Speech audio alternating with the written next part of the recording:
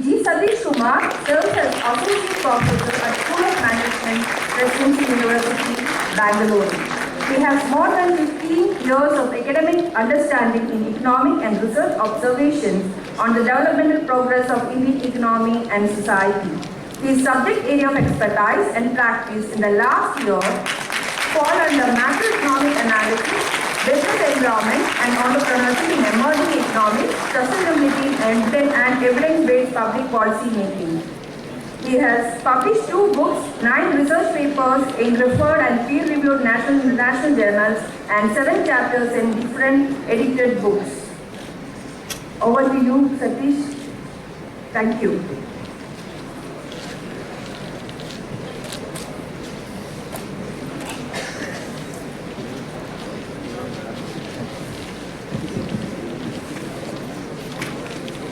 Thanks, Rosemary.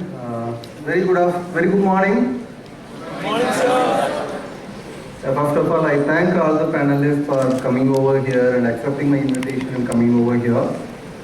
It is my privilege once again to welcome all of you to the Presidency University. I thank our administration to agree to get all of you today.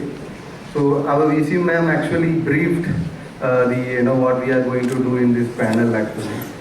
So see, in this budget actually this year, this budget actually had a lot of expectations from all the ends, not only from the academicians. There was a lot of expectation from all the ends, industry, academicians, and kind of MSMEs, women, youth, and you guys are expecting a lot of employment, job opportunities, kind of thing. So let's start with. So I am coming up with some remarks on this budget. Okay. If you look at the kind of information of Indian economy for the last 1 year, there was a discussion and there was a talk among all the economics and experts that there is a extended short-term decline in the consumption as well as in the investment, which actually reacts in the sharp reduction in the GDP as well for the last 1 year. That actually raised a lot of expectations on this budget, what the government is going to do on this. So there is an expectation how this budget is going to revive the investment and the growth. So that is the one question actually was in front of all the people. And the other context, the price levels actually, if you look at the price levels, it actually showed a lot of upward trend for the last 1 year.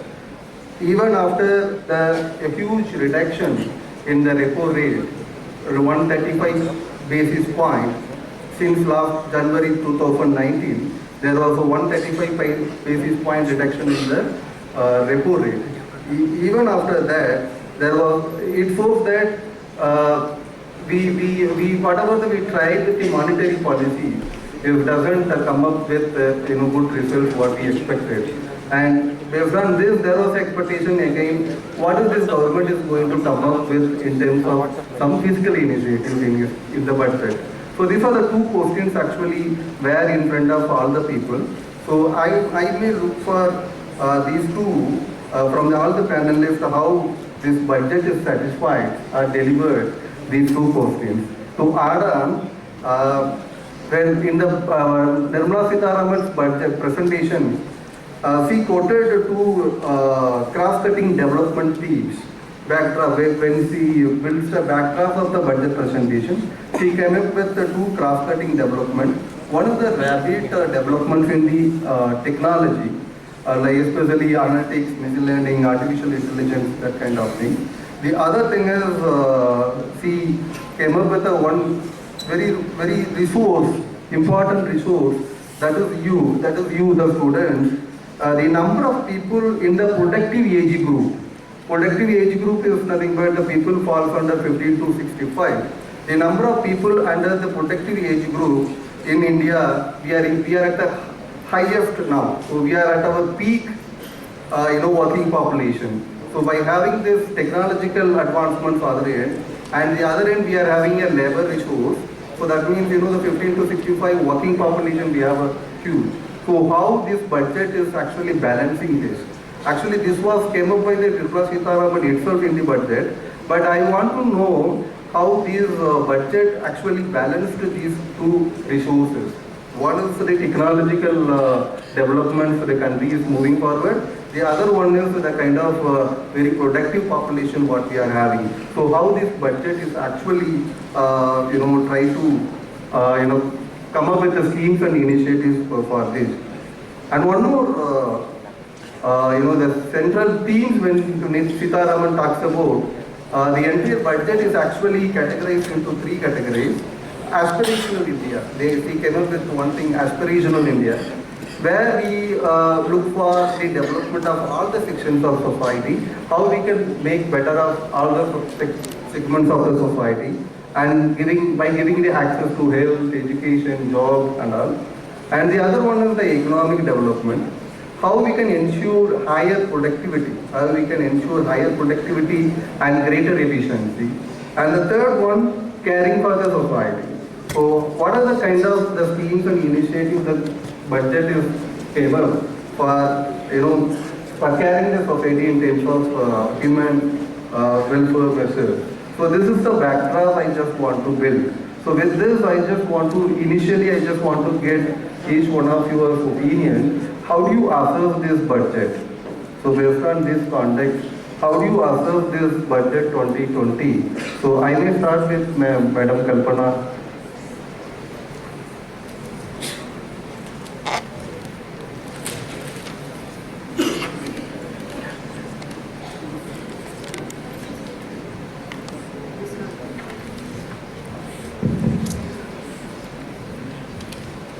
I just keep my opening remarks very brief and then we can go perhaps into greater detail in the course of the discussion. Beginning with one general remark. As Dr. Sathis has put it and Vice Chancellor also made that point that expectations were extremely high. And to what extent with very limited fiscal space has the budget been able to satisfy or meet those expectations. Now, I am of the opinion that this budget, more than other budgets that we have seen earlier, is an extremely implementation reliant budget. Now, this may appear self-evident in the sense that every budget announces policy, but is ultimately dependent on implementation. But why do I say this one is specifically more so? That in a scenario of fiscal constraints, poor GDP growth, rising unemployment, need for jobs, agriculture, rural distress, the country was expecting big ticket reforms. That seems to have been the major expectation. Now, other than infrastructure, I don't know how many big ticket reforms were there. Now, when you have a big ticket reform, and you had one here, the 102 lakh crore infrastructure pipeline announced shortly before the budget actually, and then she reiterated it during her budget presentation. That is a big ticket reform. Now, when you have a big ticket reform, the money gives the momentum. It gives the push. So regardless of any lag in implementation, the sheer weight of funds will make a difference. But what the finance minister has chosen to do is to address multiple concerns. You remember she met with almost every category of people, and I have something to say about that later, which is my grouse, but I'll not say that during my opening remarks. But she met with industrialists, farmers, associations, a number of categories, and she has done so, and she heard their concerns, and she has incorporated those concerns or some way to address those concerns, which means a number of micro initiatives. What happens when you have micro initiatives without one big thrust money push is that you are extremely implementation reliant. So it is very important that this is operationalized very quickly, that they have a plan of action ready, and then you will see the outcomes on the ground. Also remember that many of these aspiring India, aspirational India, caring society is a multitude of number of departmental initiatives. Okay, you have aspirational India, you may have health, You have education, skill development. Now, operationally, it means that many departments need to coordinate very quickly. And coordination, government does do it, but it takes a time lag. And today we can't afford the time lag. So from that point of view, I would say that extremely implementation reliant budget. And I'm sure that you will see, I do believe in micro initiatives. It's not always that you require big ticket reforms. It's not always that you require big money push.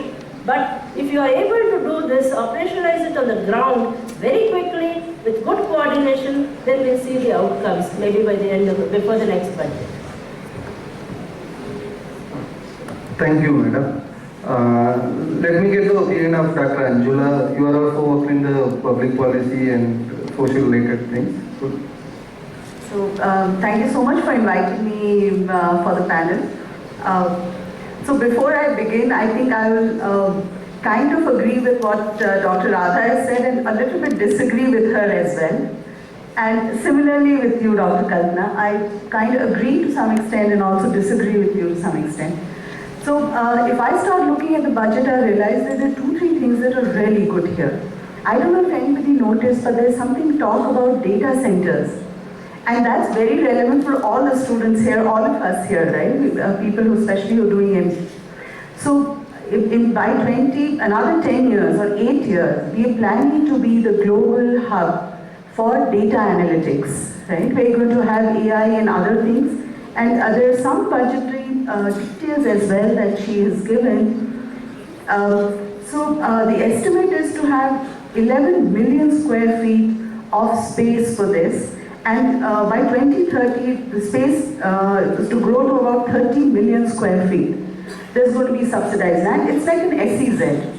And that definitely will galvanize the economy in the long run. And I think that's a very good initiative. People are talking of data. We know we have the strength in analytics. India has that strength. So why not use it? And I think that's the best part of the budget. Right? They talk in terms of subsidized fuel, dedicated grid network, dedicated internet, telecom facilities, and so many other things. And as Dr. Radha very clearly pointed out, that what does that mean? That means jobs, right? That means foreign earnings coming in, because a lot of data will come to India to actually get analyzed and go back. So a lot of foreign earnings, new sectors will develop, right? We're talking in terms of also data storage facilities, etc. that will come up. So I think in that sense, it definitely is very implementable and something which will drive the economy. In that sense, it has a positive. But I also have, have a little bit of a concern as well. So my biggest disappointment as well is the fact that government still has faith in delivering all of the skills, etc. that India needs through NSGC. National Skill Development Corporation, which they themselves have analyzed, they've already gone through audits, and that has already come out as extremely deficient. It was a PPP model, and it has not come up very well. So when you're talking of implementation, I don't know if putting faith in NSDC is really good, because they themselves have, government themselves have audited and realized it's not working at all. And it seems they've given 3,000 crores for training there, for teachers, paramedics, caregivers, and others. So I'm not sure if that really will, to give money to a corporation has already proved in kind of a failure or raised concerns. The other thing that Dr. Radha was talking about is the education sector. So I think that's another one area that I'll talk of, and then maybe I'll close and then we can take. Just to put some perspective, so we are talking in terms of 99,000 crores for the education sector for this year. 150 higher education institutes. More IITs, more IIMs is what they're looking for.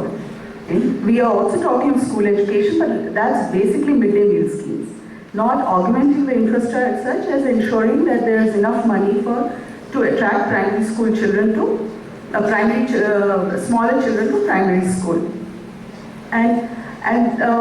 So there's this whole concept of Study in India program. I think that is also a very smart move, because a lot of countries outside of the developed countries look for India to have better education. We have a lot of people coming from other countries, and this initiative will just add on and ensure we have more foreign earnings coming up. in a situation where we already in the debt deficit and fiscal deficit is increasing and we are going more and more into debt, I think that is also a very smart move in that sense.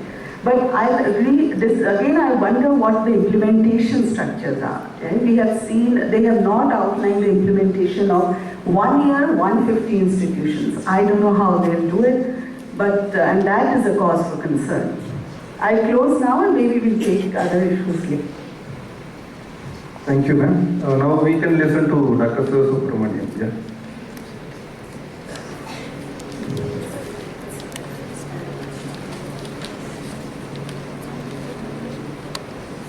Good morning to everyone. Basically,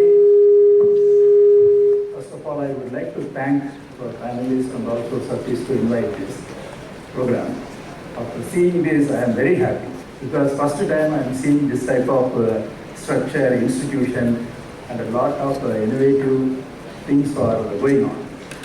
So, like academician, so I am presenting and taking a little more time for what it is in this budget. So we have to think of India is an agricultural country and still it is moving on. And budget is a routine process. I have to say, budget need not be criticized. So I can give an example. Yesterday, when I got a train, after a few kilometer distance, one beggar came and he was begging. So after that, I was watching, nobody is ready to give money. But I was sitting and he has come to my plate. Generally, I am not giving because my founder, Bangalore policy, don't give any money. He gave all these properties to our institute, but not encouraging money. So I thought I should not give. So I didn't give. But immediately one benevolent person sitting opposite, asking that beggar, do you take puri? Because it is made up of rice. No, I don't want. So he is moving on. So I understand, even we are unable to satisfy one beggar, how our honorable minister is satisfying the wants of this big country. And after getting down, I narrated this to my wife and daughter. They narrated another story. When my daughter was eating vada, another beggar came in the train sometime. She gave one good vada. So after taking one sip, he thrown away. She was getting angry. So he wants a good meal, not this. So the incidents when we see each and every place, the individual requirements, individual satisfaction are entirely different. So how one finance minister can satisfy the entire nation? It is very, very difficult. And the other thing, and I am very sorry to say this is the first time based on our Sathis Kumar's invitation I am preparing this budget. So far I have not at all seen. Whenever budget I am not carrying. This is a very bad business that I prepared for 1 week. Now I understand why we left these budget preparations in the past several years. I have 30 years experience. I lost the time. So that I tell you, every year, 1 or 2 days you spend your time. You think of what is the budget, how it is going. It is more or less related to household budget. Every month, how much you are earning, how much you are spending, how much you are saving. The same thing the country is moving on. So when Nirmala Sitharaman is fighting for all those things, people are thinking this is very less investment, this is high investment. It is very natural thing, but it is not satisfying.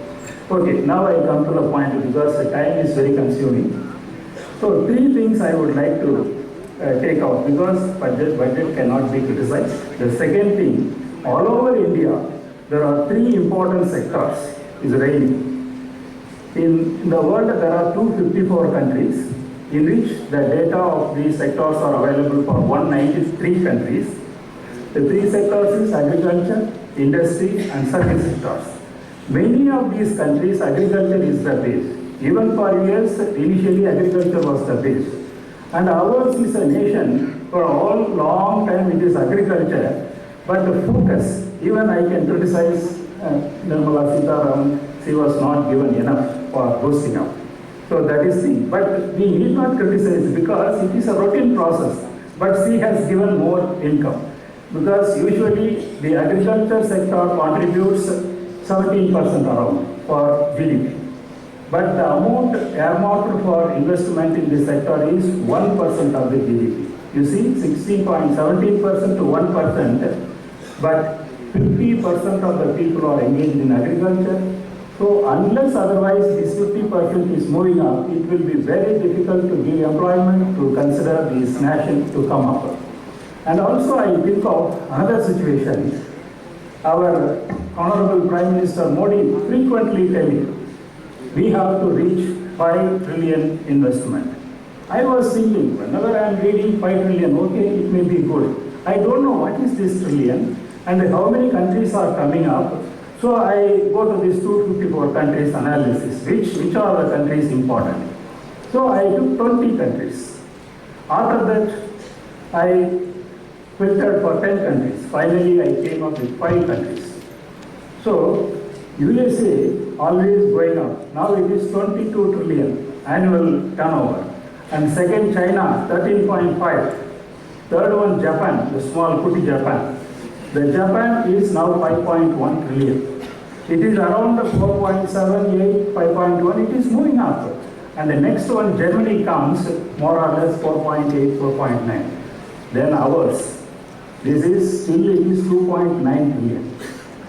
So you see 2.9, it is coming in the past several years. I am seeing 2.5, 2.6, 2.7 like that. So reaching this 1 billion requires 10 years. At least 1 to 2, because even 10 years means 3 to 4. So if you take even 5 million, it may be 10, minimum 10 years or 20 years. When, as Madam was pointing out, 10% growth, continuously, not even 1 year is coming down, this is achieved. So I am not criticizing, but our boosting, we have to reach 5 billion. How do you reach? And the population is also much more important. I am always thinking, wherever I go, I am telling India's population is now doubled. It is not enough. It is not good for the development sake. India's nominal population may be 60 to 70 crore. At the most, 100 crores. Now it is 136. How do you give employment? Our in density, that is the first in the world, because 454 persons per square kilometer if you take all these 254. It is the heaviest population. And what is the quality of the people?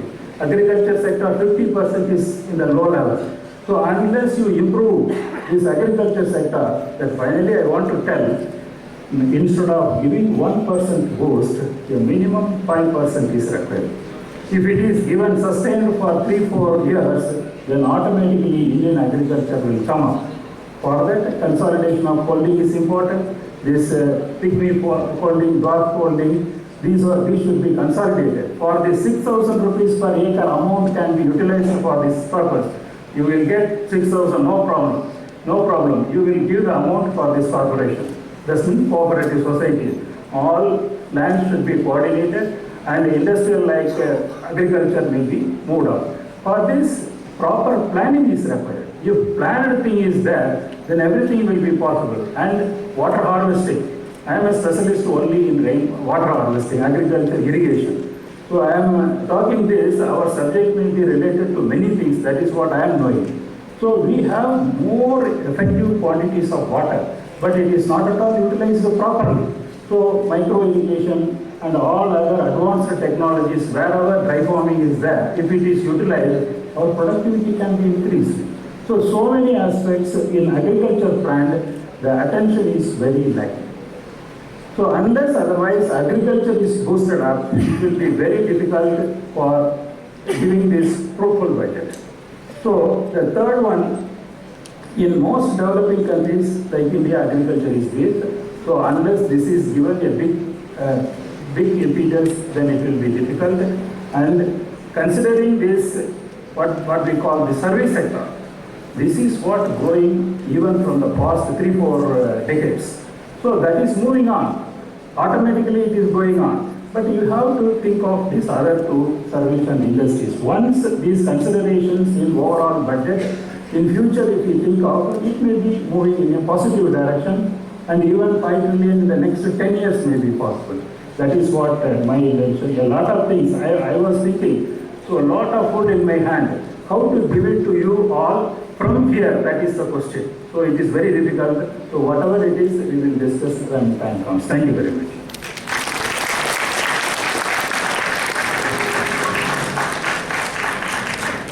Dr. Maram.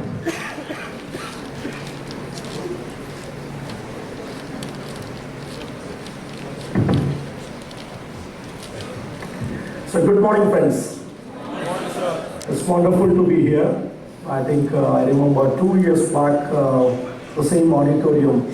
I was there, part of the Founders Day celebration, speaking along with Mr. Chetan Bhagat. I think that time I saw the similar kind of,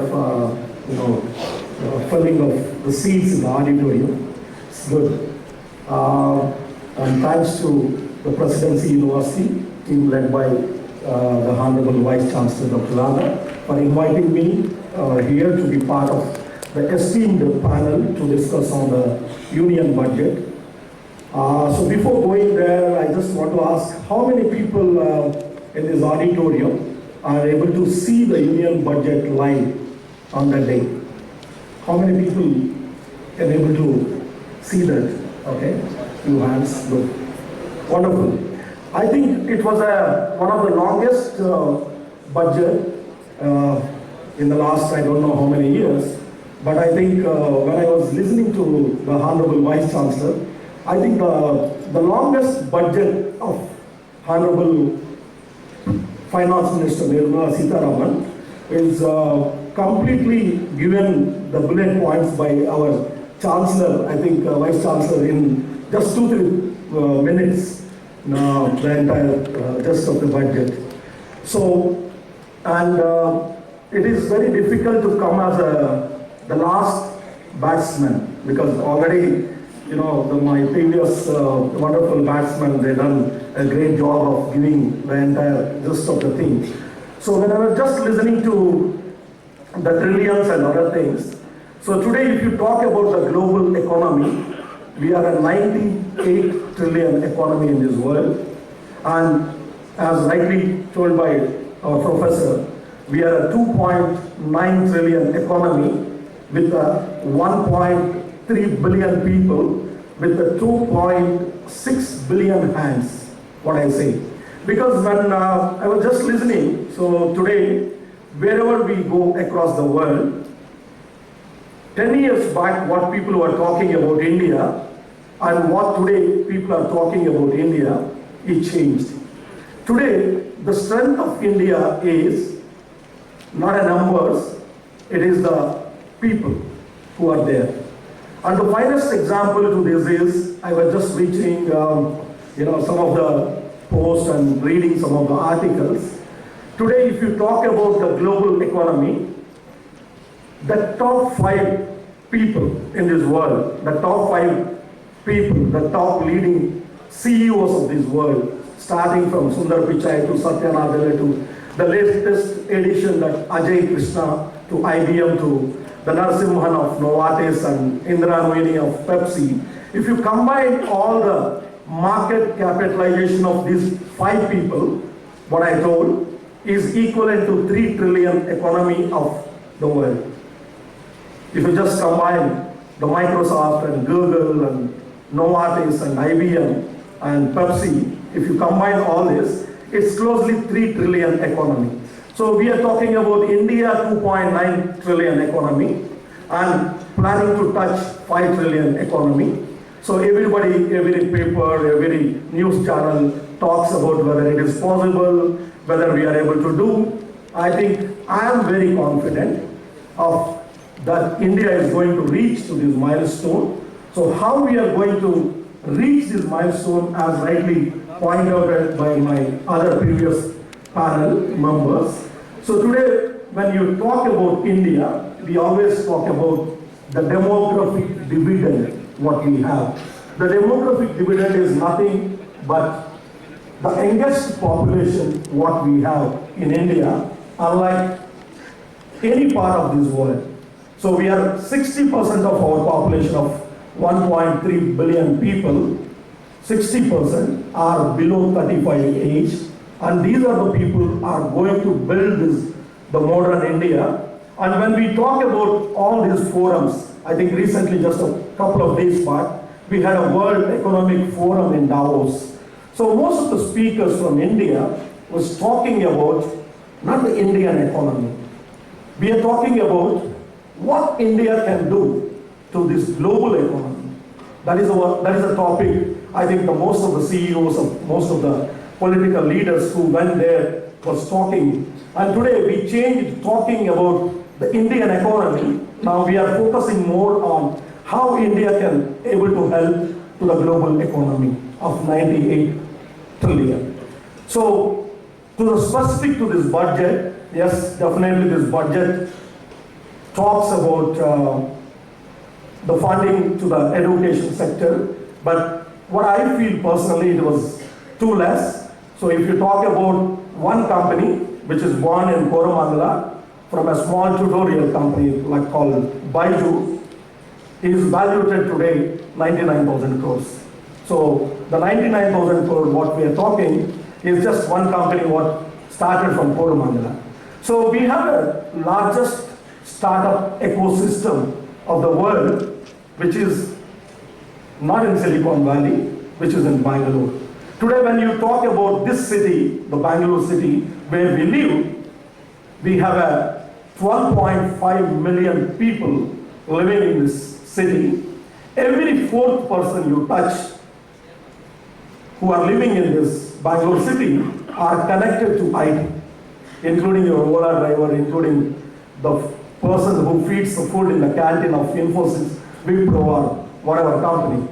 So if you talk about this ecosystem, what we have today in Bangalore is the largest IT ecosystem in the world. So earlier we used to talk about the Silicon Valley of the world. The Bangalore is the second Silicon Valley. Now we moved from that words that Bangalore is the largest technological hub of the world. And Bangalore is the largest startup hub of the world. Today, if you talk about the startups of the world, so today, out of all the startups which are there in this world, you have 1/5 of the startups which are based only in one city, that is in Bangalore.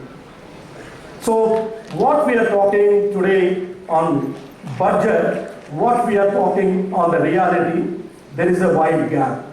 Because when you look at the 100 years history of India, maybe in 2009, we are in 2019, so if you just go back 100 years, the 1909, the budget in 1909, the GDP is just 1%.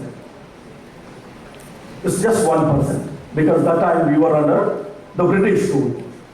So today, when you talk about the Indian GDP, again, we are talking about the 10%, the double digit, which we achieved a couple of years back for a few months. Then again, we are slowed down because the global economy itself is a slowdown. If you talk about the countries which the professor was talking, the US, the China, all this, there is a lot of uncertainty around the world. So if you talk about the China economy, the second largest, today when we talk about the China economy, which is closely 12.5 trillion, just a small virus called coronavirus can be able to affect entire China economy.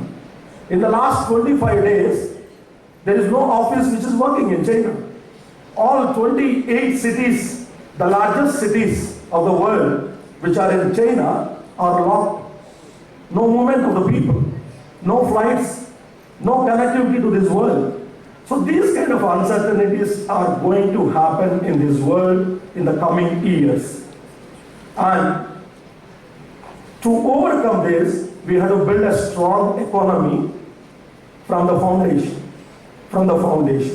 So when you talk about the Indian economy, we have a strong foundation, unlike any economies in this world.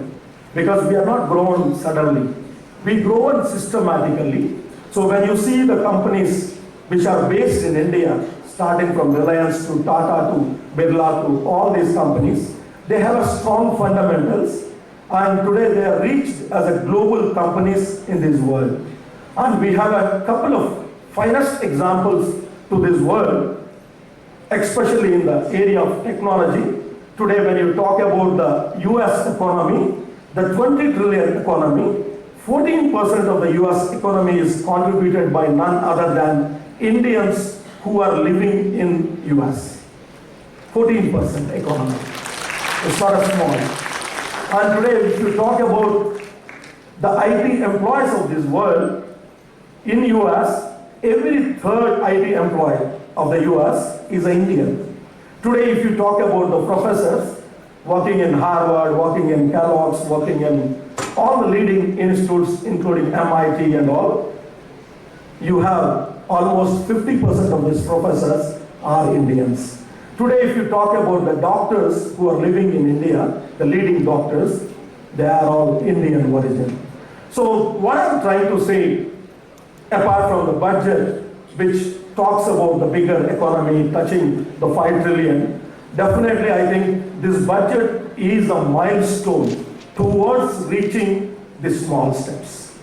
So when you talk about the skill development, in fact, the 3,000 crores what our Honorable Finance Minister allocated, it is a very negligible amount, but definitely I think we have a strongest ecosystem in this country. We can able to develop this in a better way. But the roadmap, what is shown in this budget, I think is a good, talking first time about the technology, talking about addressing the people problems, especially, just I want to address only the missed points, not the repeated points. The missed point, one is the engineering students who are studying, because we have the largest engineering students of the world in this country. So today the major problem is unemployment. So to address that, the internship opportunity in urban development is the greatest initiative. And connecting the villages with a broadband connectivity, the BharatNet, is also very good connectivity, because that is the area where the real India is there. That is the area where the real growth is there. Which remembers, the theory of bottom of pyramid by Dr. C.K. Prahlad, who was working in Ross Business School at Michigan, Lansing. So he was talking about more on bottom of pyramid. The bottom of pyramid of the India is in villages. So this budget, I think, definitely touches upon the agriculture, touches upon the village kind of a growth, what we can able to bring into the main level, mainstream. So these all, I think, definitely a very positive budget, what I can see. Maybe the Sensex come down that particular day for 600 or 700 points. But I think in long term, definitely, if you talk about the 500 fortune companies of this world, the CEOs, where they want to invest in this world, definitely out of the 500 people, 250 people will definitely say, without no doubt, India is a dream destination to invest. And definitely with all the youth what available today in this country will definitely prove that India is the greatest country to invest and to progress. I think maybe the next points we will discuss in the panel. Thank you for the opportunity.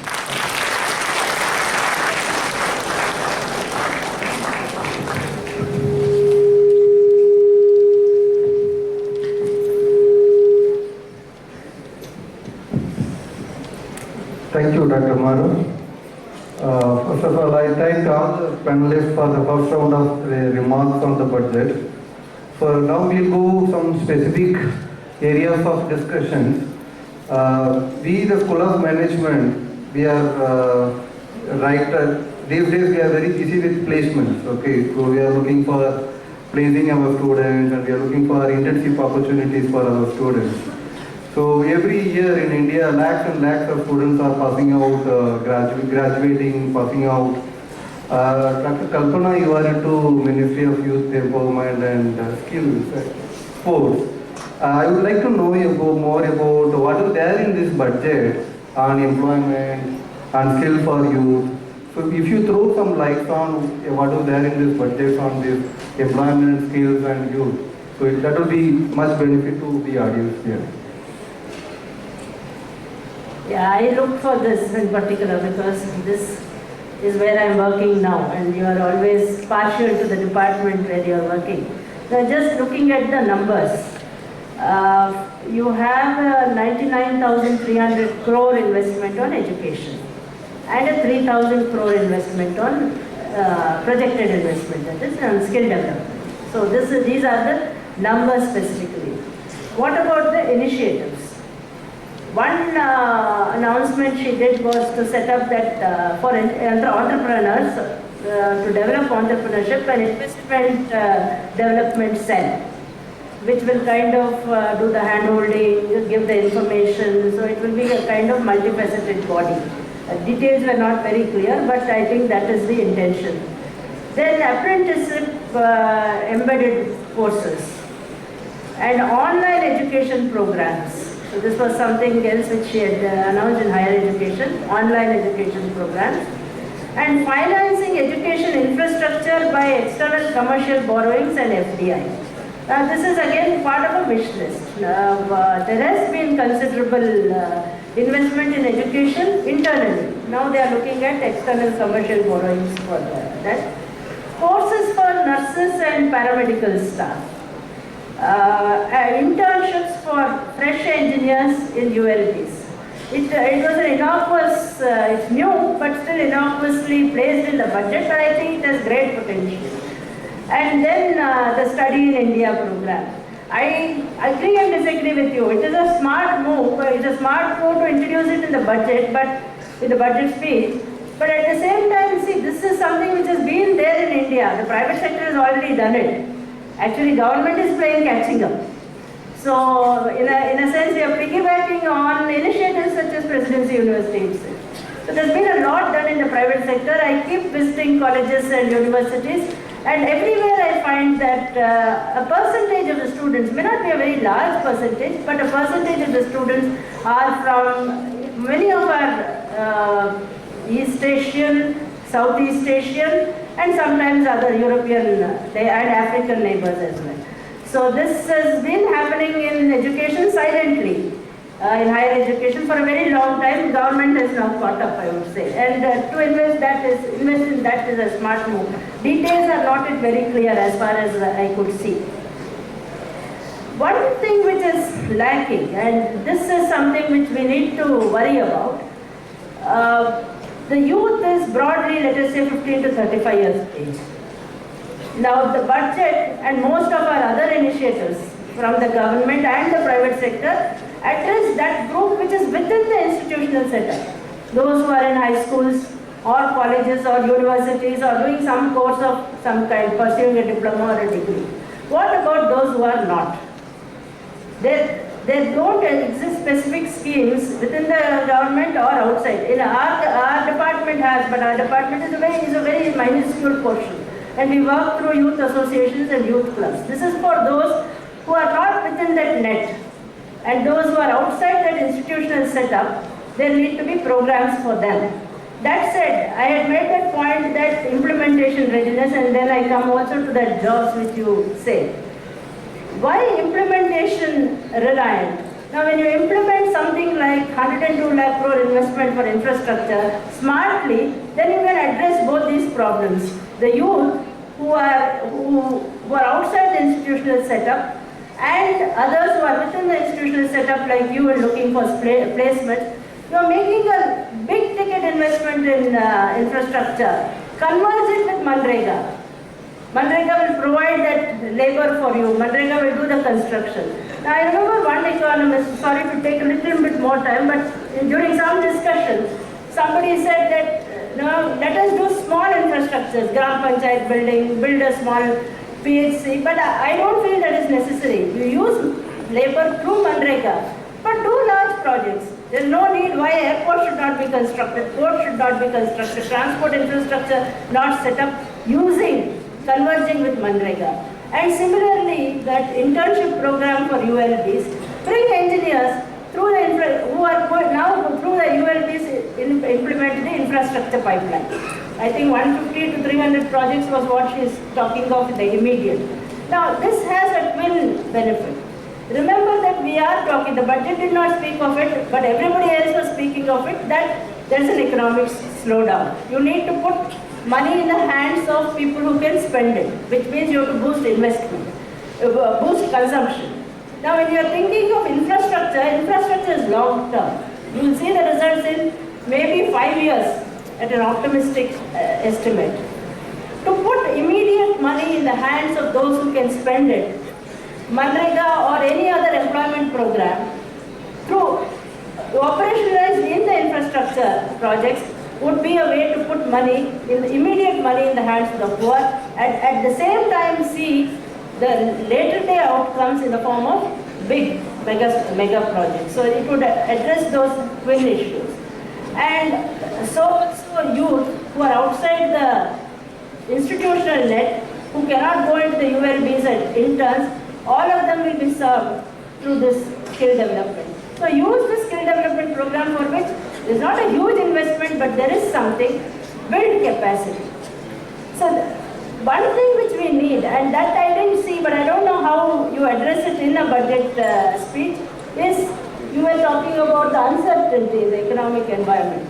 Our immediate reaction in this country, whenever we look at economic uncertainty or uncertainty of any kind, is to go in for stability. So you set up more institutions and all that.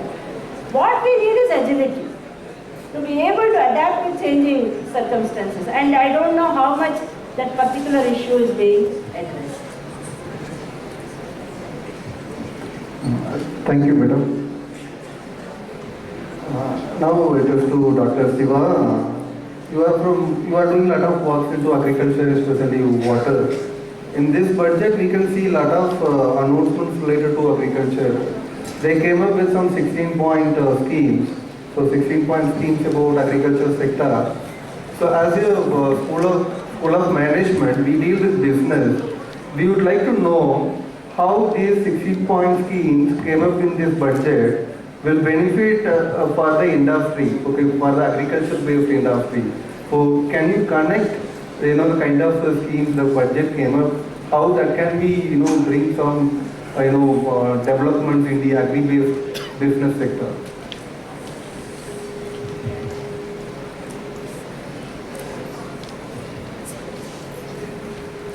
As we discussed initially, this budget is based on several components, and investment is the big problem to the government, because it is indicated 30 lakh crores of investment for all sectors.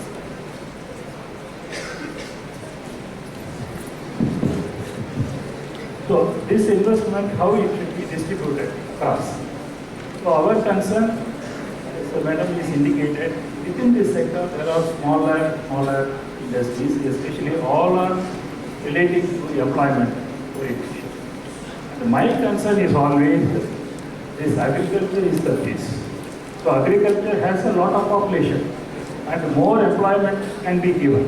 And this employment, if you has to be given, is not involving huge expenditure.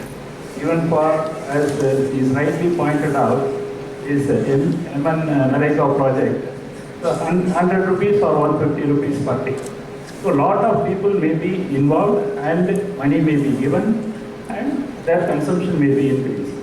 But the problem here is the policy orientation compared to the governmental, Congress government what it is then, and now the BJP what we have to do. So they have to erase this Manrega and to put it in a different form, giving free money, 6,000 rupees or whatever it may be.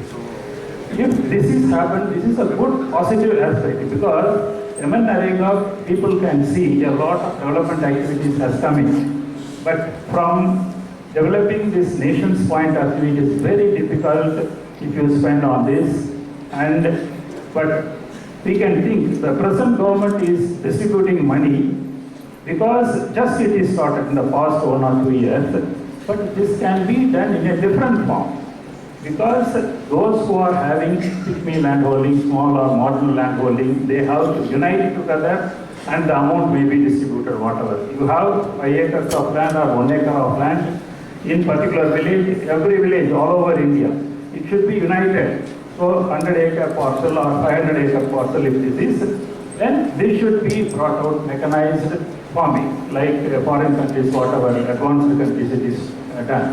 So during this process, the agriculture prosperity may come in and employment opportunity may also be increasing, because these agro-based industries can be regularly getting the supply inputs and industrial product and even service sector also grow. So this is the way that how government has to think of how investment to be put diverted. So otherwise, there's every year some 1%, 1.1%, this like this, if it is invested, it will be very difficult. The big push, that is agriculture should be made as big push. This can always be in the same level. It will be very difficult. So always we can think, in even the next 50 years we can think like this. So if we want to make our economy in a top level, so agriculture should be improved and all kinds of things. Because based on this only industrial activities and service sectors may be there. For instance, this institution, maybe because of this service sector, not developed by the government. So individual investment has come in, automatically it is coming. How much effort that the basic people have taken, that we have to think of. Like that, agriculture is very difficult. All are having very small amount. So it is a survival based agriculture still. Mechanized and a top level agriculture is not. Merely not agriculture and irrigation, and even within agriculture, cropping pattern to be changed, and productivity may be the main aspect. Even 1 acre of land, the productivity variations are more. So that should be taken care of at the local level. For instance, since Australia produces 1 hectare, 13,000 kilogram of rice, but we are producing only 2,500 to 3,000. Especially in Tamil Nadu, it is 4,000 at the most. So 3 times less amount of productivity. That is why our agriculturists are unable to come up. This is possible for all the crops. All productivity should be enhanced. Sometimes I can think of, we are seeing a lot of engineering colleges. But instead of that, agriculture colleges may be developed in all forms. Even if the students are unemployed, they can go for their own land or whatever the mechanism that they should be adapted, then automatically raising the agriculture is possible. Unless otherwise this can be done, so we can talk about always like this. So, the government spending in different sectors, so lot of things, if you go through the budget document, it is very difficult to comprehend. Even I want to know how much exactly for industrial sector, how much exactly for service sector, how much exactly for agriculture sector. That is contributed by the government. It will be very difficult. Only agriculture sector we can see that around 3%, and this is the first time it is 1% of GDP is earmarked.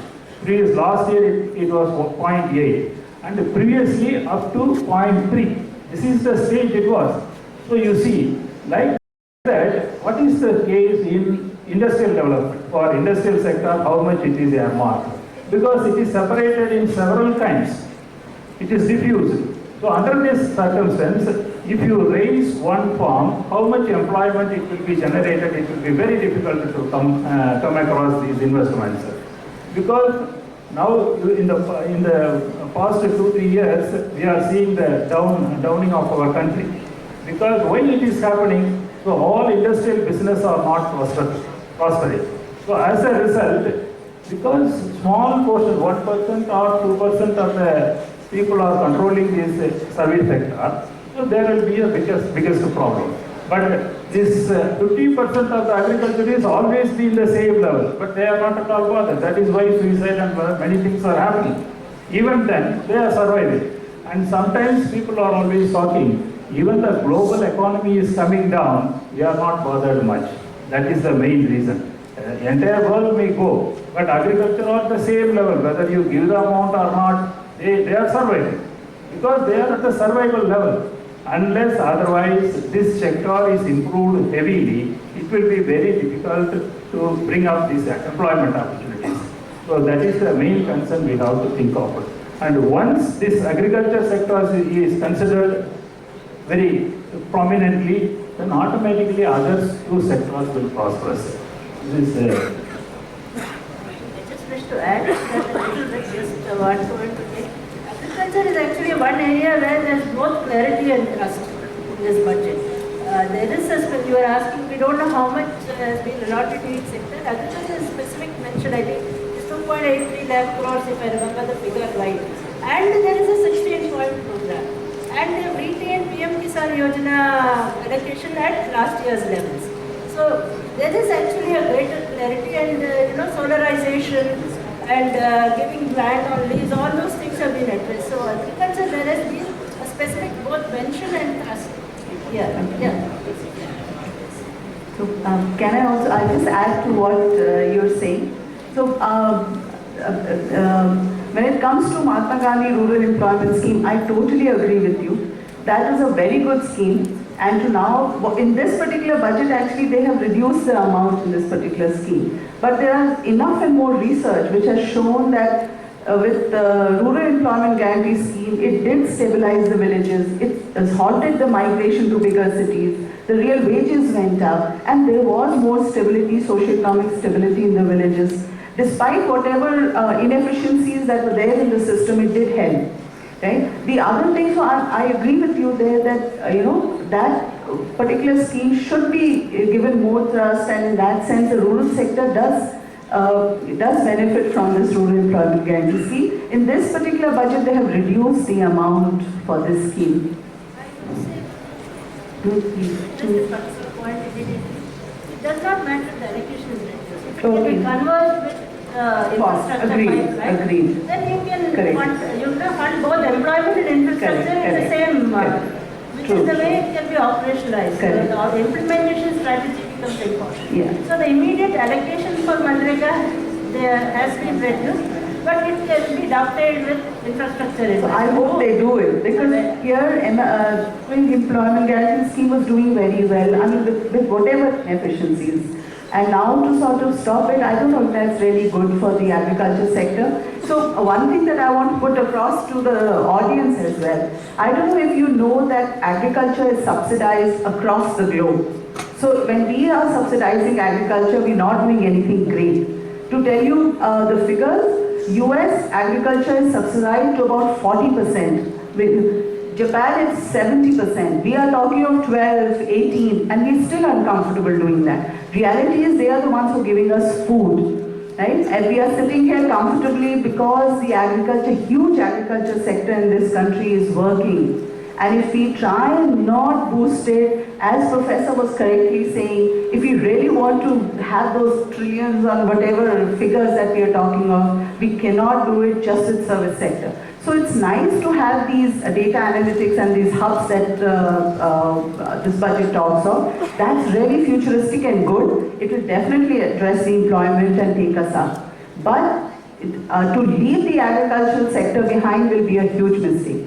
And so therefore, I said, we have to give them subsidies, we have to sort of support it. It's subsidized in all countries. It's nothing unusual that we do when we give them either fertilizer support or power support or whatever we do it. So that is one thing that I wanted to say. The other thing specific to the budget now, so there are two things that they are talking about. Agriculture, you're correctly saying, is very detailed. So when I was analyzing it, I saw two things. One aim was to give farm support, right? They're talking in terms of decreasing fertilizer, state governments to support. There's also transportation help in Kisan Rail, state governments to have special railways for delivery of goods. The other thing that was very interesting, I don't know if you noticed, is they are also putting the agriculture sector to market competition.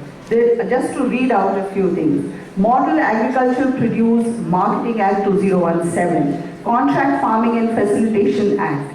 These were also mentioned in the budget. Here in a sector which is anyway weak, to actually put these facts out and try for better produce, for more efficiency, to actually push it into a little more competitive, market-oriented structure, I'm not sure how good it is right now.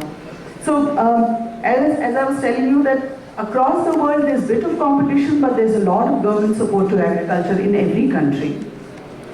Some other things, of